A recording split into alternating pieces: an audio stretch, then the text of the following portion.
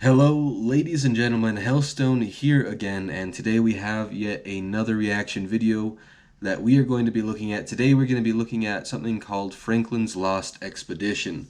Now, if you don't know about this event, pretty much it was a set of ships in the mid-1800s that tried to find a passageway through northern Canada up into the North Pole, I think actually, maybe Canada, to try to find a way through that into China to shorten the trip for the British Empire. And essentially what happens during this trip is they become stuck in the frozen wasteland that is that far up north. And sadly, they become lost, and I believe they all perish.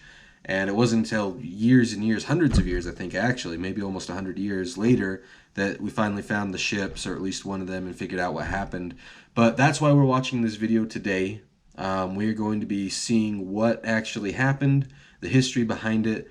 I'm super excited for this video. If you like this video, please don't forget to like and subscribe. It helps me out a ton. Don't forget to check out some of the other videos I have as well. But without further ado, let's start watching.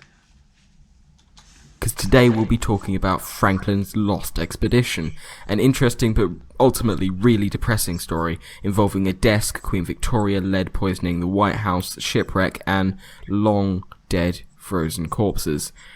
That guy has not aged well. Before we get into the actual expedition, first we're going to need to define something, that thing being the Northwest Passage. Oh no, wait, sorry, the Canadian Northwest Passage. Yeah, that's definitely a name I'm going to use from now on. To cut a long story short, the Northwest Passage is a passage in the northwest of a map, nice try US, a correctly centered map, that connects the Atlantic to the Pacific above Canada.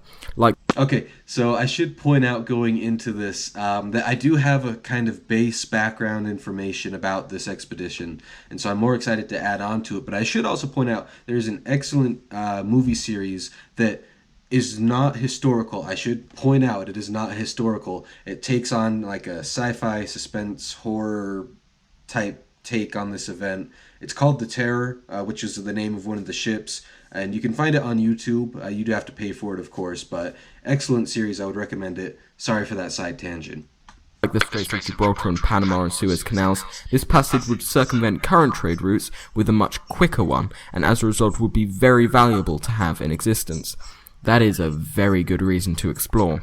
So, exploration started really kinda quickly in the 1400s, and only accelerated from there as trade and empires grew, bringing us to 1845, when our expedition set sail from the Thames estuary.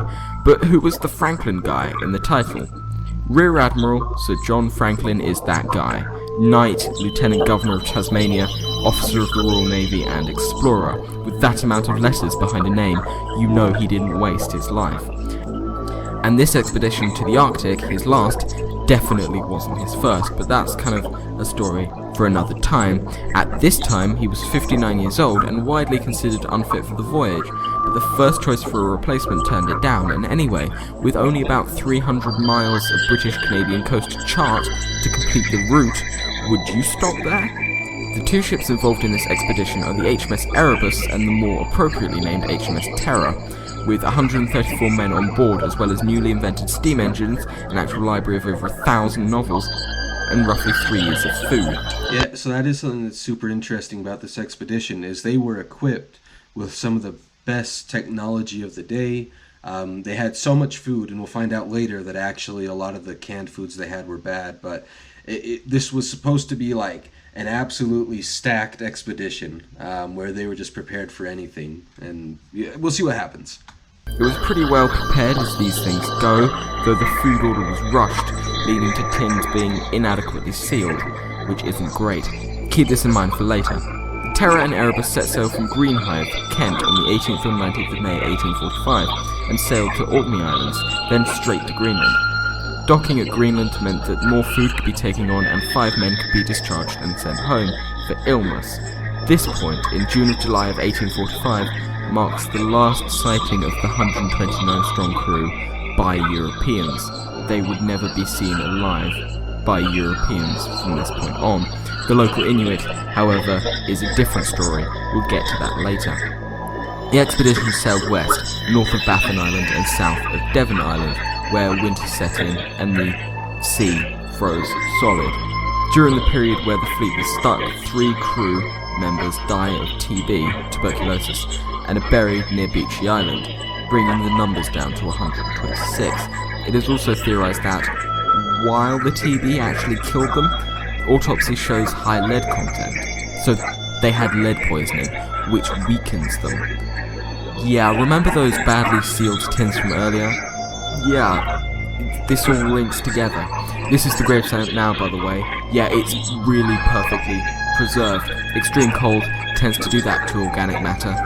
Speaking of which, oh boy, that is not a face I ever want to see again. Yeah, I don't actually, this is probably going to be blurred on my video. I don't think I can actually show this on my channel, but yeah, it's going to be blurred. So essentially, it's one of the crew members who died, and they've actually been preserved for as old as this person is.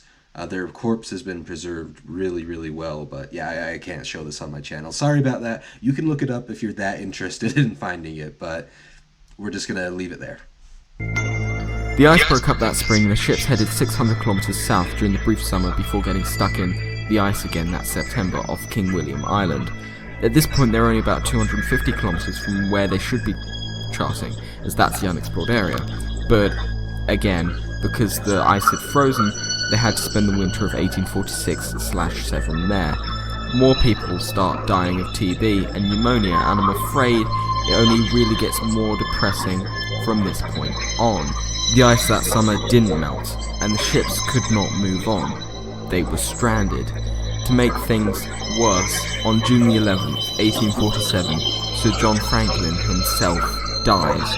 The crew left behind by Franklin again winters on board the Terror and Erebus as we enter 1848. By April, things were getting insanely desperate as the crew collectively abandons the fleet to try and personally trek hundreds and hundreds of miles to the nearest known outpost in the area, belonging to the Hudson Bay Company. By now, the crew numbered 106 and made makeshift sleds out of the lifeboats of the fleet, carrying as much as they could. Now, can you imagine you spend a few years stuck in this void, this Arctic void, and then you have to make the decision to abandon the ships that you're on. Keep in mind, these are the comfortable ships you've been spending years in, to walk hundreds of miles through this emptiness. That would just be absolutely insane to think about, and it takes a lot of courage, and you got to respect these guys for sticking it out like they did. Okay, so far we've had a relatively solid narrative as to what's been happening here, thanks in a big part to Franklin himself, who, like other Arctic explorers, wrote messages about their state on paper, placed in small stone cairns for anyone to see if they wanted. But now all survivors were concerned with was surviving and not necessarily writing down their location in an easily findable way in a regular basis. So that's a bit selfish, I guess. But this is why we're going to have to rely on archaeological evidence, later expeditions to the area, even oral history from Inuit tribes. One boat from the Terror and Erebus didn't make it far south. We can find it with the remains of 2 of the crewmen still inside. Any graves found were getting more and more makeshift as time went on, but there's also something more sinister here. On bones inside the graves were numerous scratching and chopping marks, usually indicating someone chopping up the body to try and separate meat for consumption. Okay, so in this situation I'm not Right, now before we get listening to this explanation of cannibalism, I've heard of many stories where groups of people had to resort to cannibalism to survive. There's that sport team that got stuck up, I think, in the Andes Mountains, and they had to resort to that. Me being from the western part of the U.S., we obviously learned about certain pioneer companies that when they were crossing over had to resort to cannibalism. Now, before we even get started, let me put my views on it, my personal views. If you need to do it to survive, no judgment at all from me, because that's you doing whatever you need to do to survive. I don't think I could personally go through with that. I don't think I would personally go through with that, but I don't feel like there's necessarily a need to justify it. If you want to live and that's your way that you can continue to live, I'm not going to judge you for it. I'm not going to think negatively of you for that.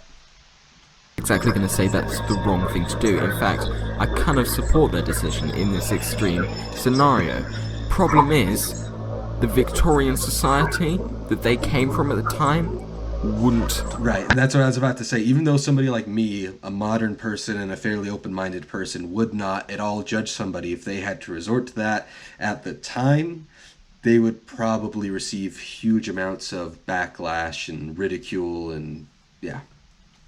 Have supported that decision, and they were portrayed as heroes, which kind of clashed with these reports of cannibalism in the extreme far north from Inuit peoples. The pattern of 1 or 2 bodies here and there continues as we travel south of King William Island and even to the mainland. Gradually, the remaining survivors were being killed by pneumonia, scurvy, hypothermia, exposure, and starvation, as well as lead poisoning. They seem to keep together, only later splitting up into 2 or 3 groups, and there are no records for 1849, but in early 1850, 5 years after the departure from England, Inuit locals to the area see about 40 men dragging a lifeboat with supplies. In fact, they soon moved on as they understood they couldn't keep those survivors alive. Fair enough. Other Inuit remember encounters with the white men and the 2 ships stuck in ice for 2 winters before being crushed and sunk. At this point, the main group has splintered into several. One more vivid account details a meeting with the survivors goes as follows. My father, Mangwak, was with the Tetsaquak and Quablus on the seal hunt on the west side of King William's Land, when they heard shouts and discovered 3 white men who stood on the shore waving to them. The white men were very thin, hollow-cheeked, and looked ill. They were dressed in the white man's clothes, had no dogs, and were travelling with sledges which they drew themselves.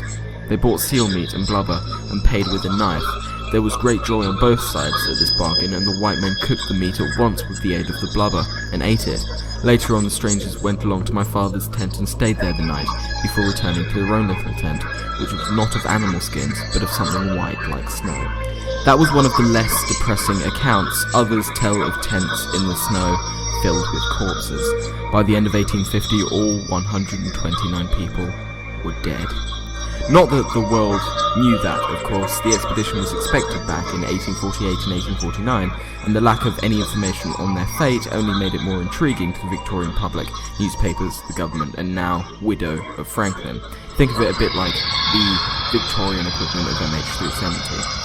In the spring of 1848, the first search party of many followed the Canadian coastline further on past King William Island to an area that the expedition never even reached. Soon, a £20,000 reward was organised for the location of the lost expedition, equaling £2.4 million now, which is, last time I calculated it, $3.5 million US, although that's probably a different amount because we've left the EU and the pound has dropped loads. And in 1850, while survivors were clinging to life south of King William Island, an expedition of 13 ships arrived at Beechy Island, the place where all those graves are, and found many artifacts from the trip as well as the graves and stone cairns with Franklin's message. In 1851, an official search for Franklin's expedition arrived in the area, numbering 5 ships: HMS Pioneer, HMS Assistance, HMS Intrepid, HMS North Star, which we won't worry about. For our purposes, it doesn't exist, and of course, the one we'll be talking about, HMS Resolute. Unfortunately, like the Terror and Erebus, the first 4 ships got stuck permanently in pack ice. Some of you who know a bit about US history or have seen National Treasure 2 know what's coming next with the HMS Resolute. Only one of those 4 ships stuck in ice was recovered, that being of course the HMS Resolute in 1855 by an American whaling ship. It was returned to England in 1856, and this is where Queen Victoria comes in. Her Majesty visited the recovered vessel on arrival, and the American whalers who legally owned it gave it back to her as a symbol of friendship between nations that less than a century earlier had been at war. In 1879, when HMS Resolute was decommissioned and scrapped, Queen Victoria ordered a desk to be made from the timbers. You may not know about this desk, but you sure as hell have seen it. And she had it gifted to President Rutherford B. Hayes. Today, the Resolute desk stands in pride of place in the Oval Office in the White House in Washington, D.C. Yeah, it's that one, the one that's been used by him and him and him. It's that one with the inscriptions and the wood from the search for Franklin. Oh, I love historical curiosities like this. Anyway, I've just wasted... Yeah, no, things like that just really intrigue me, and I love learning about it. And that's something that I had learned beforehand, that the desk our president uses came from this story, which is just crazy how it connects to each other. It's insane. Really, it is. Wasted a bunch of time talking about a massively tangent irrelevant to the rest of the story, but that really doesn't matter because Resolute Desk, yay. Anyway, back to the rather boring search for Franklin. Around 1854 or 1855, overland expeditions reached King William Island and the surrounding area. They soon encountered local Inuit tribes that relayed their encounters with the strange white men to the search party. As well as this, they found artifacts like silver cutlery and nautical equipment that showed someone had been there. However, once eager, the public and government tired of the search and wrote off all 129 crew deceased in service in 1854. I'm going to summarise the next half a century of progress, but slowly, several more explorations uncovered more and more of the evidence of what had happened. More and more bodies and equipment were being found, with some corpses even being shipped home for reburial. The pieces were falling into place, and then we have the archaeological expeditions in the 1980s onward that gather the data and finally finalise the story that I've just told you. And that story brings us to today, where you'd think everything would be sorted and this would be the end of the video, but not quite. In September of 2014, a Canadian team found a ship submerged 11 meters under the ice, preserved spectacularly south of King William Island. After 164 years, the Erebus has been found. So that's the story of Franklin's lost expedition of the Terror and Erebus. Thank you for listening. I hope you like this. I've had a cold for the past... Okay, so real quick, let's talk about this video that we just watched. And I think of all the reaction videos I've had on my channel so far, this has been my absolute favorite. I love this time period in human history and the explorative spirit that took over. And, you know, imagine the sacrifice that these guys made trying to find a passageway through to China, and imagine all the hardships they went through and that sad ending for them. And that's just one story of many during this time period. And I don't know, I thought it was very interesting. I really enjoyed this video. But tell me what you guys think. I don't know, tell me what you think about this expedition in the comments, how things went. And, you know, it's crazy to me. I'm going back to the desk because I really like the desk that one of the rescue ships, the wood from it, is currently sitting in our nation's capital. It's pretty neat stuff. But thank you guys so much for watching. If you want to, feel free to check out some of the other videos I have on my channel. I do a lot of reaction videos, other type of stuff. I hope you guys have a great day, and we'll see you next time.